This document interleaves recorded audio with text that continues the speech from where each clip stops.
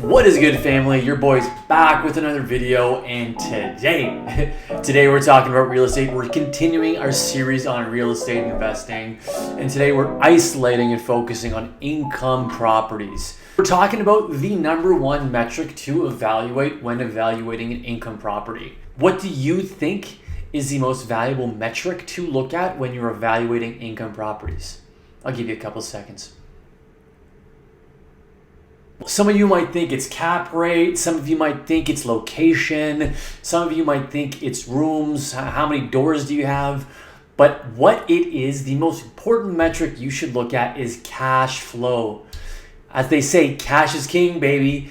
Cash flow is super crucial, and I believe the most important metric when evaluating an income-specific property to invest in. Cash flow is essentially looking at the property's income it's generating minus all of its expenses, including the debt service, so including things like mortgage and property taxes. This is different from your cap rates of the world, which do not include the calculation of debt service, which I think is super important to evaluate when looking at whether something is a worthy investment. There's a saying, would you rather have money today or speculate on money tomorrow? And I'm sure many of you would say you want money today. And that's really where evaluating a cash flow property, evaluating its position, evaluating how much cash flow it can generate is super crucial.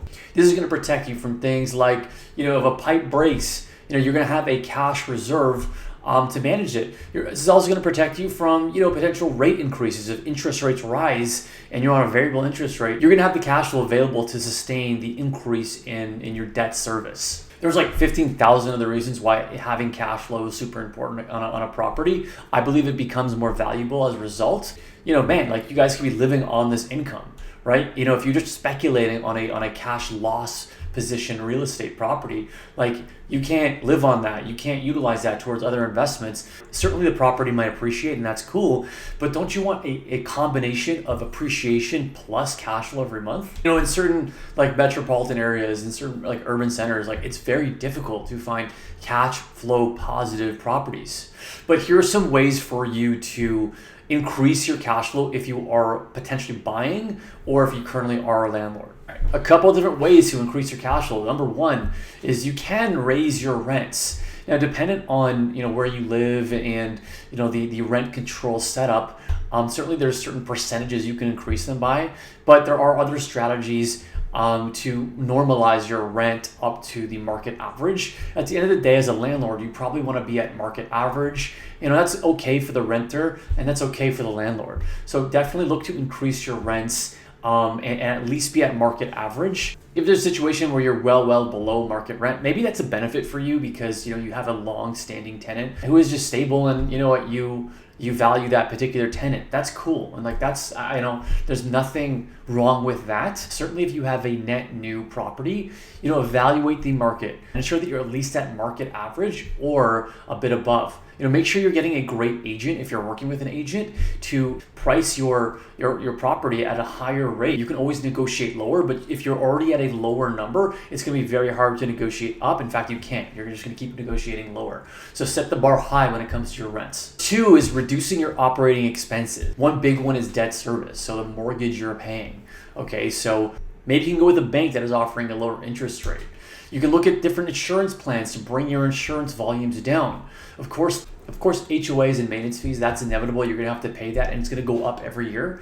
But looking at refinancing and adjusting your mortgage, looking at the rates, and potentially breaking your mortgage might save you thousands of dollars. The most important option to potentially increase the value of your properties is to add value to your property in some shape or capacity. That could be upgrading and renovating, right? That could be adding new fixtures in, and adding in new appliances, or renovating the whole unit to increase its overall value and attract higher buyers.